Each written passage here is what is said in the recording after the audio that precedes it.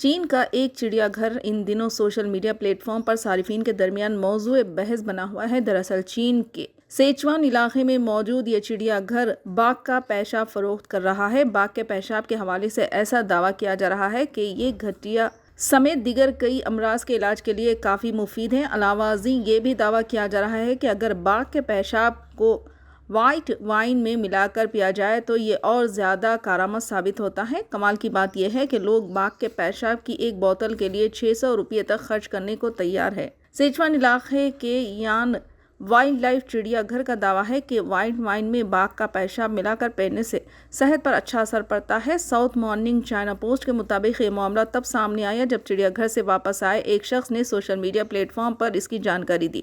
اس شخص کے مطابق یہاں سائبیریائی باگھوں کا پیشاب یہ بول کر لوگوں کو فروخت کیا جا رہا ہے کہ اس کے کئی فائدے ہیں۔ باغ کے پیشاب کی 250 ml بوتل کی قیمت 50 یوان تقریباً 600 ہندوستانی روپے ہے۔ رپورٹ کے مطابق بوتل پر واضح طور پر لکھا ہوا ہے کہ اس سے گٹھیا، موچ اور پٹھوں کے درد میں آرام ملتا ہے۔